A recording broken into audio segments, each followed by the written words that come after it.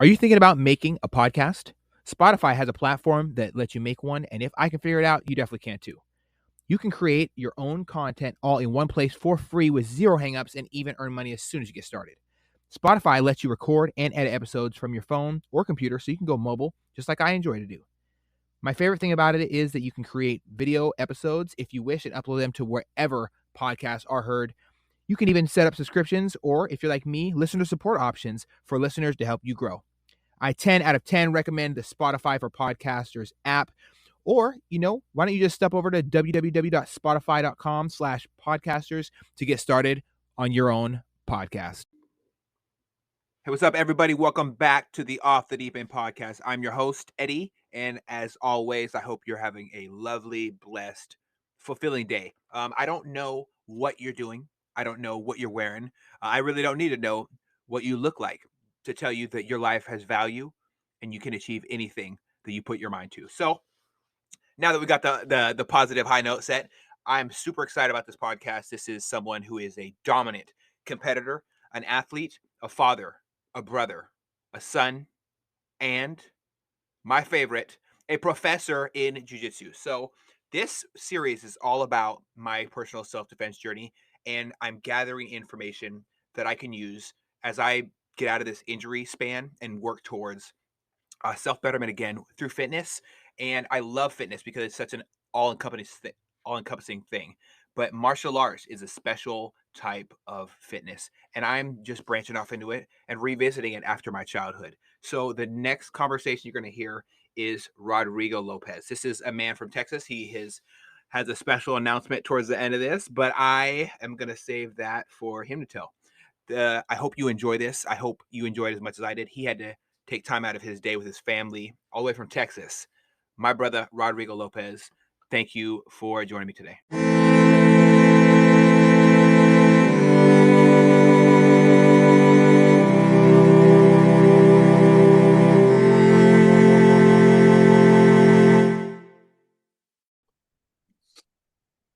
All right, all the way from Texas, the absolute savage on the mats.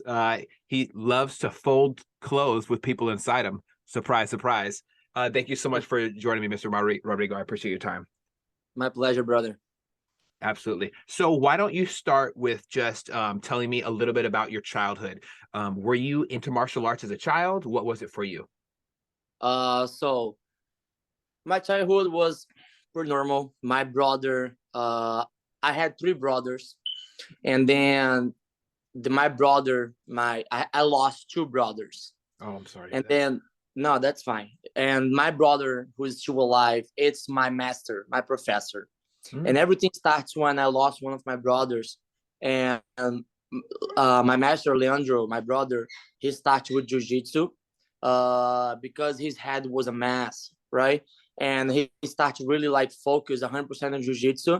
And he stopped like studying, he stopped doing everything he was doing at the time because he was going nuts. So Jiu-Jitsu was the only thing that really keep him alive, keep him good, keep him sane, right? He found a way to really like canalize his angry, right, on something good. And then he really starts focus on that, and he becomes a professor black belt. And he brought me to Jiu-Jitsu when he was blue or purple belt. I was 9, 10 years old at the time, but I was just coming to have fun, and then things changed when I was a purple belt. I was with my wife. I met my wife, and at that time, I was teaching kids class. My brother opened his gym. He was a black belt, and then I was just teaching for fun. I always loved Jiu-Jitsu. And then my wife got pregnant. And then I need to make that decision. I was coursing law, high school. I was like I was about to finish. And I was at that time that I need to really pick, like I need to do this or that, because I need money. How I will have a son with no money. So I really like, okay, cool. I did the same thing my brother did. I quit the high school and I started really focusing on Jiu-Jitsu. And then when it starts, like, things start to really change in my life. I become a professional. I start competing a lot. I start, like, my brother gave me more time to teach, and when I saw I was 100% professor, full time, and an athlete. I was lifting, training every day, uh, competing every month. So, and my wife started to really doing jiu-jitsu after that. Now my wife What? is a black belt. Yeah, my wife is a black belt, world champion. My wife is a beast, and my son now is doing jiu-jitsu as well. So it's from family. That is Yeah, amazing. Wow. it's crazy. What is it like to see your little version that you and your wife have created, this piece of you and piece of her, take to something that you and her both have a serious passion for? One thing that I try not make that mistake. When I was younger, my brother used to kind of, I lost my daddy super early, and my brother, it was just me and him. We lost a lot. We lost two brothers. We lost my daddy. He lost his daddy as well. We are from different fathers, Mm-hmm. just same mother. So we always were super, super together, like super, super close. And my brother was my daddy, from 9 years old. When I was starting, like, doing jiu-jitsu, my father was passed away already. So my brother took that space. But my brother, I think he wants for me something that he really wants for himself. And he was pushing me too hard to train. And for many times I quit, I stopped training, so I try not make that mistakes. I really leave Bruno really comfortable about training. For example, today he's with me here at home. He didn't train. My wife is teaching now. So we're super cool with that. If you want to train, you go train. If you don't want to train, you don't want to train, that's fine. You don't want to train, that's cool. So I try to respect that, because in my opinion, that was a mistake my brother did to me. But I understand that it was a really hard phase, but I try to be a best version of what I had as a father, because it was complicated. My brother took that space without being ready. Nobody told him, "Hey, bro, you're gonna be a father, right?" So he did amazing. He did what he could. So I try to be the best version and not make the same mistakes. I love that. I love that. I absolutely love it.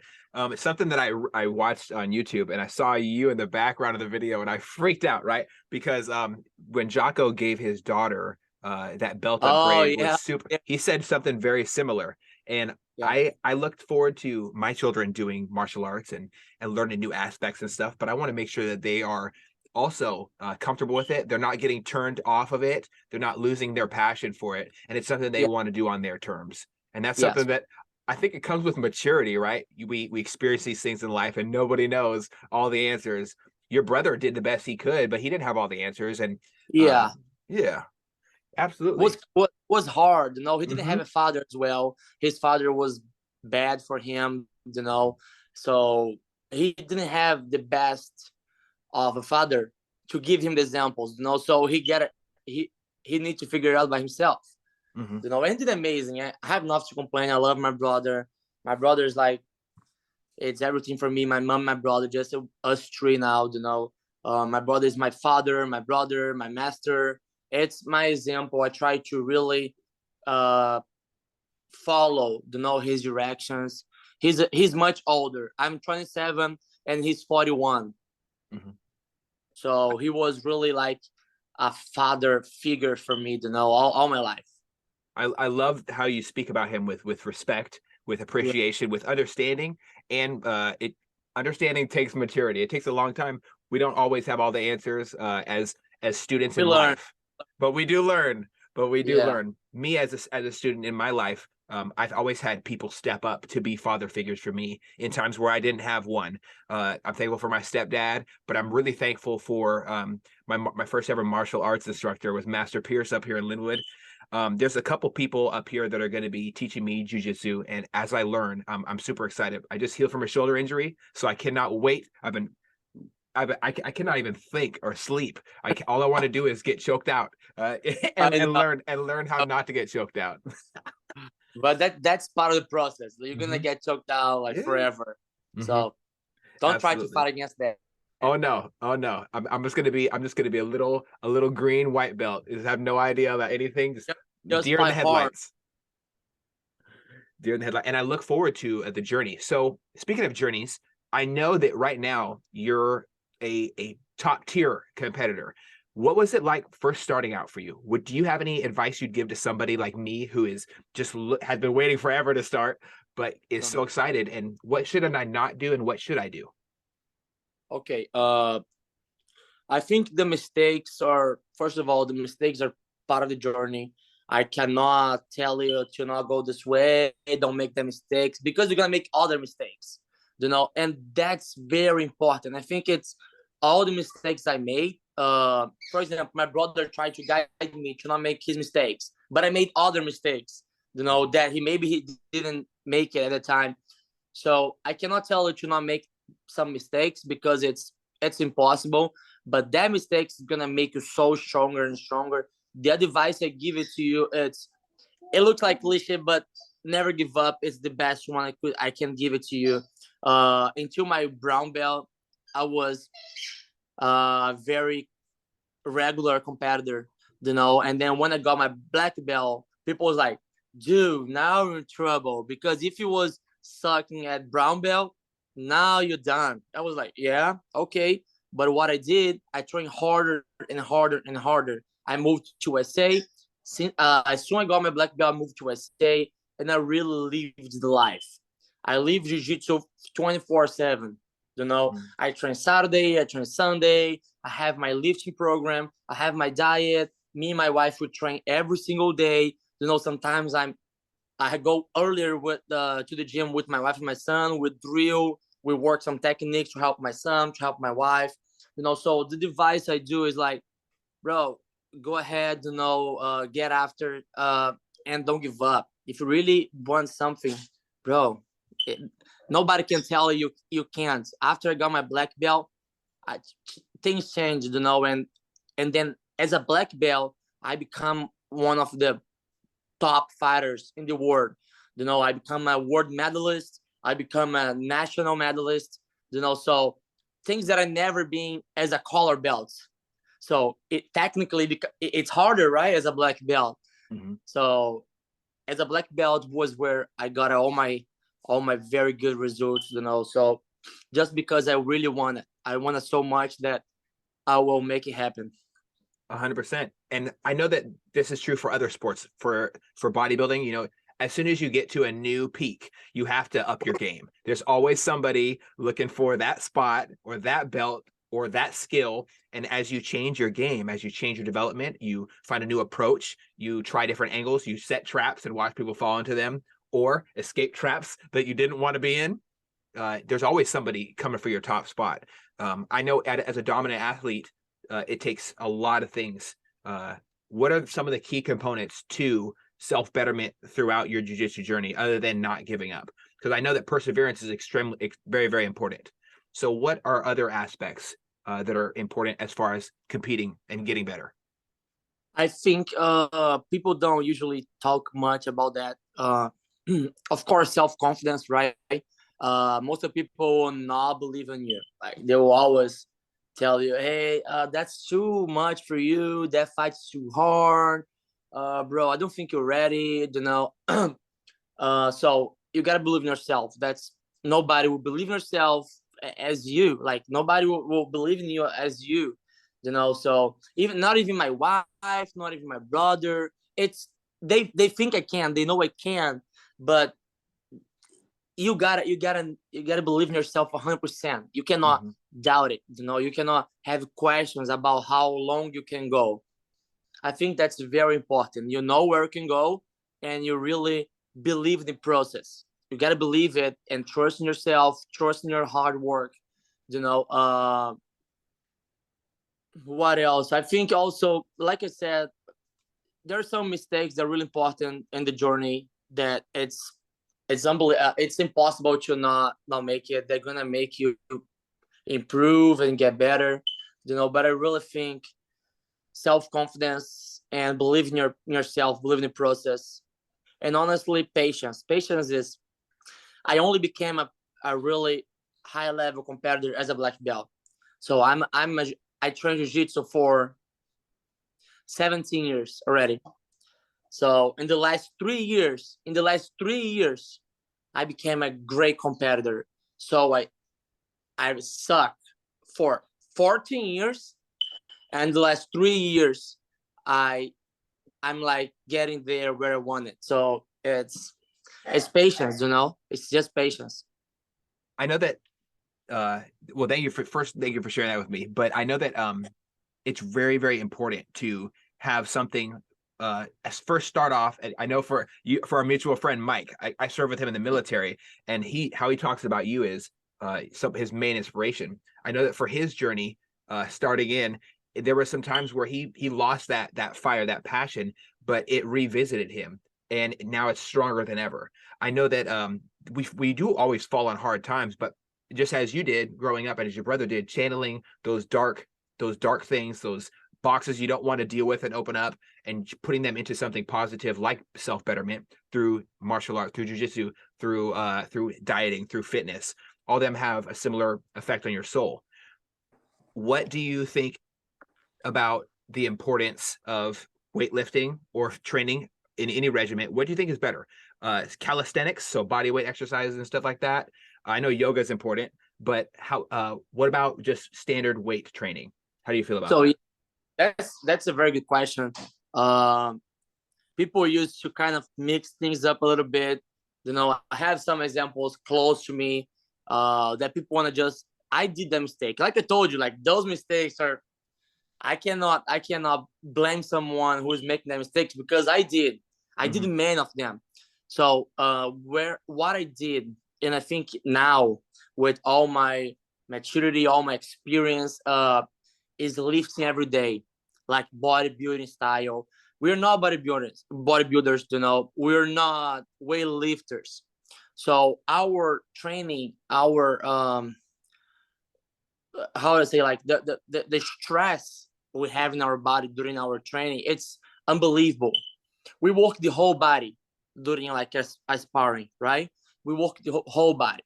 So I think the lifting, it has to be just something to complement, something to just make you better. I know some guys, some people that really lift more than train, so I think something it's going to get aside, because if you lift as much as you train, your body gonna be so stressed, so overtrained, that something gonna be bad. So you gotta choose. You are a fighter, so you need to fight. You are weightlifter, so you need to weight lift. Or if you're a bodybuilder, you gotta just lift hard. So I think, like I used to say that, not me, my trainer, I was sprinting, to cut weight, and he got mad at me. He's like, Rodrigo, why are you running, like to cut weight? And he was like, you're gonna run during your fight? I was like, no, the idea is not running, right? He was like, so why are you training to run if you're not a runner? I was like, I didn't know how to answer. I was like, but I'm just trying to cut weight. So go train. You're a fighter, so you train. If you gotta cut weight, you train more. And I was like, yeah, it makes sense. Like if you're a swimmer, you go swim. Oh, but I need to cut weight, so swim more. And I think that's how it goes. You need to have your focus, your priority. So I think the lifting has to be. It's important, very important, but people wanna overlift, and end up like injured because it will stress so much your body, your joints, So I think you get injured, you get overtrained, you end up getting cramps because your muscles are so tired, But I think what I do for myself, I lift 3 times a week: Monday, Wednesday, and Friday, and Saturday and Sunday is off. And like sometimes I just drill, not even rolling, not even like lifting. It's family time. I have my fun, and during the week I go hard. Okay, that makes sense. Yeah, I know that healthy balance is super important. The body needs rest. One of my favorite quotes from Avatar: The Last Airbender, the TV show. They said a man needs his rest, and that is something I didn't understand until my body was saying you need rest. I was doing 7 days a week, and it's just the strain you put on your body, the muscles, your joints, everything needs to recover, and so does your mind. Your mind needs that downtime as well. Well, I appreciate you breaking down that.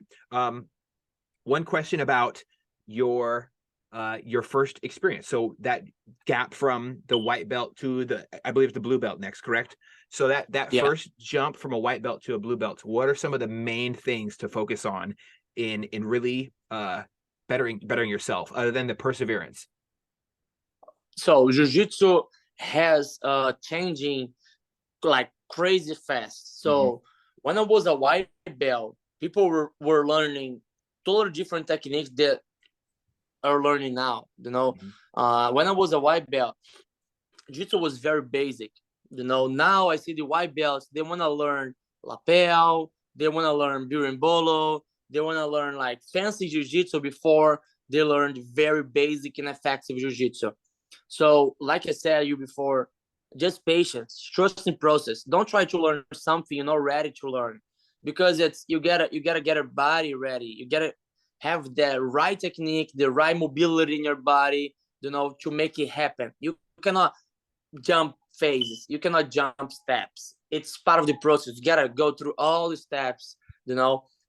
Maybe when you're a blue belt, you're gonna start learning those techniques, like fancy and high level techniques. But as a white belt, focus on the basic, focus on the really efficient jiu-jitsu, and there's not how to make it wrong, to go wrong. The basic jiu-jitsu is the most effective jiu-jitsu, and be patient and just work the basic. Absolutely. So you are competing at a very high level. You're not just going and going against some random guy who walks into your training facility. Yeah. So how do you prepare mentally if I was going into competing in jiu-jitsu, what is some things I would do to prepare that I wouldn't normally do as just a normal practitioner of, or a student of jiu-jitsu? Okay, so other thing that I try to do every single time when I go to compete, I try to really follow my daily routine, because I train hard as a competition every single day of my life. So why, when I'm going to compete, I need to change something? Know what I mean? So I try not cutting weight. I try not drink something I'm not used to drink. I try not lifting something I'm not used to lift. I try to eat, to drink, to train as always. What I do before the competition, I try to stop 1, maybe 2 days before, to get my body full rest, to get to really feel strong, have my power reloaded, because our train is hard. So it gets us out, it gets our body out. So what I try to do is break 1 or 2 days before competition. I used to fight as 171 lightweight. No, 167 lightweight. Now I waiting around 185. So I used to cut all the way to fight. Was brutal, I never fought 100%, never. So when I realized, okay, bro, what I'm cutting weight, if I train every single day of my life with this way, I do all my diet about on this way, why am I gonna cut 15 pounds to fight on some division I'm not used to train? It's other speed, it's other strength, it's other pace. I'm not used to train on that pace, on that speed. Why am I gonna cut weight and do this in a real time? So I try to do 100% everything what I do on my routine, on my weeks, training, lifting. I try not change much. I think that's really important. And mentally, what I try always to do, like I told you, I always believe myself. No matter who I'm against to compete, like who I'm going to compete against, I always believe myself, because I know what I'm capable of. I know how much I train, I know everything I passed to be here. So I really trust myself, no matter what people say. Awesome. I love that. I know that it's so important to not just put your nose to the grindstone and do the work, and have regiments as far as you're eating, you're drinking water, you're super hydrated, you're giving the muscles all the nutrients they need to perform for you. I've been doing a whole lot of different stuff that I've never done before when I was doing bodybuilding and just regular fitness stuff for the military. Now I'm practicing weird things that I only saw wrestlers doing in high school. And so it's a new experience. And I know there's a lot of stuff I need to work on, and drilling. I bought mats for my downstairs. I Nice. have sandbags. I try everything. So all that's left is to get a doll and shove it full of sand and try to choke that doll out a bunch. But I don't know. There's something crazy. But I'm working towards my next goal, and my next goal is just being able to start drilling and start rolling with another human being. So I'm super excited about it. This journey, I know that it's not one that just happens overnight. There's hours and days and weeks, and you have to show up one day after the next, no matter what, no matter how you feel. You're not always going to feel good. And what are people like? I heard this once, and I really love it. It's Monday. It's always Monday. If you're champion, if you're a loser, no matter what happened in the tournament or on your life, Monday is Monday for everybody. So there is always a restart, So if you think you mess up, if you think you did something wrong, Monday is Monday. You just restart, clear your head, and let's go. Let's go again, You just cannot get frustrated and overthink about what you did wrong. Of course, it's important you understand what you did wrong, but not get frustrated, because Monday is always Monday. You're going to come back and improve and work and get back stronger. Absolutely. So you've been working with kids for quite a while. Like, having an impact on the youth is such a powerful thing. You're literally sculpting the next generation of martial artists, of great human beings. And martial arts is something that there's lessons to learn for everything you do. If you're showing up every day and dedicated and putting your all into it and really, really trying, you're going to have some form of improvement.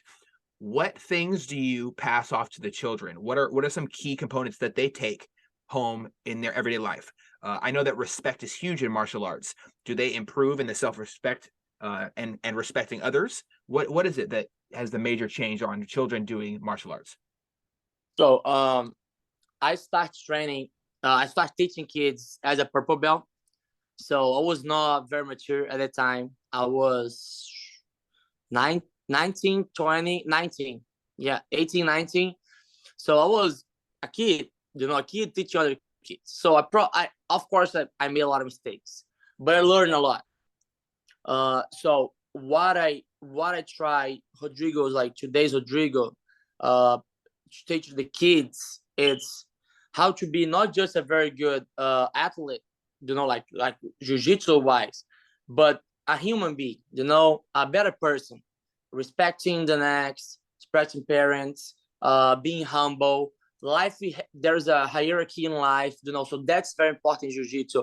You gotta ask to get in the mat, you gotta ask to get out the mat, you gotta ask to go bathroom. That's respect. You need to understand that's hierarchy in life, like everything, like you're military, you gotta respect that, bro. If you mess up that, you're done, so it's really important they start understanding from really young, so they will not suffer when they're like older.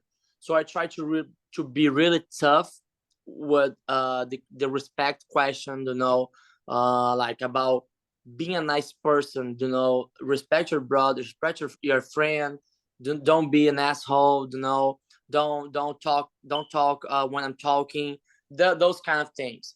But of course, the jiu-jitsu is very important. I already have some students that they're giving some very good results, like Pan American champions, American national champions. So it's going good. It's working, but my goal, it's not just making those kids champions, because like I told you, I wanna those kids being better than myself, not making the mistakes I did. They're gonna make other mistakes. That's life. That's the cycle of life. Remember, like, I'm not making my brother's mistakes, I'm making other. So I'm trying to make them not make my mistakes, but they're going to make others. But with those mistakes, they're going to improve, get better. And I just need to be by their side to make sure they don't be a bad person, they don't become a bad person. I'm very, very tough with that. When you fight, you make sure you go shake the other coach hand, you talk to your opponent, say thank you, those kind of things. Those little things I think makes a lot of difference in a kid's life. I love that. I know that my wife's little brother has been on the fence about doing jiu-jitsu, and I said, hey, you know what? I'm going to do it. Why don't you come do it with me? We'll learn together. It's okay. I know it's a new thing. It might be scary, but you know what? Let's try. Let's see how it goes. And I know that it's so amazing to have someone who's young grow in self-confidence when they're not so assured. They're not so sure of themselves. They don't have all the answers. They're looking for guidance throughout life. And to have a part in that is really important to me. I can't wait for him to start his jiu-jitsu journey. It's really important to have a anchor grounding you and a center of gravity for children to focus on, other than just the digital world, because we got to come back home sometime. Yeah. We got to come back to life. Yeah, you're true. You're right. Absolutely. So what's in the future for you? I know you've been doing a lot of work. I love going down your social media and just seeing how you interact with other people. You interact with people on a different level than I've seen with other athletes or competitors. You're very honest, open, you're kind. Yeah. And I love seeing you and your wife and your kids is my favorite part, because wow, had to have everybody on the same wavelength of health, fitness, and orientation of being better every day. I love that. So what's next for you? What's next for the family? So next step, we're going to open our own gym on December 1st. Is going to happen right now. So that's a new, not many people know that. We're going to start with some open mats. It's about to start, So that's the new goal. That's the new step. Now things because I always work for someone else, I always did my job, but I was working other people's gym. Now for the first time, it's a dream that's become like true.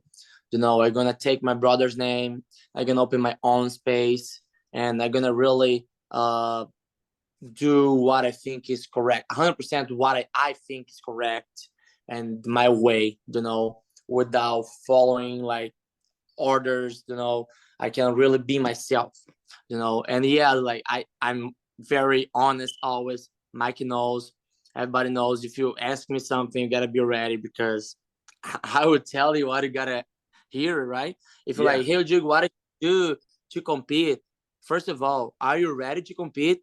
Like, it's because people just like to compete and they don't even know they're ready or not, so I will tell you that if you're not ready, but that's it. That's next plan, next step. Things are changing, hopefully for good, and let's see how it goes. I love it, man. Well, you know what? I really do appreciate you coming, being able to time travel a little bit. I know it's 2 hours ahead in Texas right now. I cannot wait for your gym to open. I cannot wait. Yeah. I know that when I travel down to Texas, I want to come visit Mike. Please. And I'd love to come in and see what you're doing and support what you're doing down there with the family. Anytime. Absolutely. So what, and just kind of wrapping up here, what is one thing that you wish you knew that nobody's ever told you that you learned after a tough win, or after a very low in your life? What is one thing that you wish you had been told that you hope that goes out to the rest of the world? It's like I said, it's complicated. I had a very good guy in my corner who's my brother. So he made a lot of mistakes that he always tried to anticipate the mistakes and tell me what's the next step. He guides me all my life. Rodrigo, you need to go away, go that division. Rodrigo, gonna fight that tournament. Rodrigo, you're gonna fight against this guy. Rodrigo, that's the game plan. I literally follow the directions like my whole life. Competition wise, always. I always trust him 100%. So, in my opinion, I don't have nothing to tell like, oh, I wish I knew that. I think my advice, what I wanted for people is have a good person on their sides, on their side, because it makes like nowadays I miss him so much. When I go to compete, I don't have him on my side. It's complicated for me. I got used to. So having no person to tell me do that, cut away this way, or go lifting, or rest today, or do this. That's the game plan. That's like just now it's by myself. It's me, my wife. Sometimes he call me, Rodrigo, you should do that, but it's not the same. So make sure you have the right people in your corner and believe them. Like believe on your corner, because if you think the person in your corner, it means you respect the person and you trust the person. So just listen to the person, and what I did my whole life, and now here I am, things are going good. And it's everything's because of course my mom, my wife, but my brother, he guides me my whole life to be here today. Awesome. Awesome. Well, I'm definitely going to take all the advice you told me today and apply it. I cannot wait. One of my favorite things about being a student in life is going out of my way and trying to take the time to learn from people like you, to learn from people like Clutch up here in this area, who's going to be my professor, and humble myself and can be completely an empty cup, be receptive of the knowledge that I'm taking. There's a lot of things to take away from you other than just be fierce and not give up no matter what, and to take the negative and put it and create positives with that negative stuff. So I really appreciate you sharing your knowledge and your time, bro. And your time as well. I cannot wait for your gym to open up on December 1st. I will make sure to get this out to the entire world. I'm so thankful for your time, my brother. Thank you. And I cannot wait to come and visit. I can't wait. Please, anytime. Just let me know and show up. All right. I'll let you know when I'm in the area, man. Well, I appreciate your time. All right. Thank you, brother. Have a good one.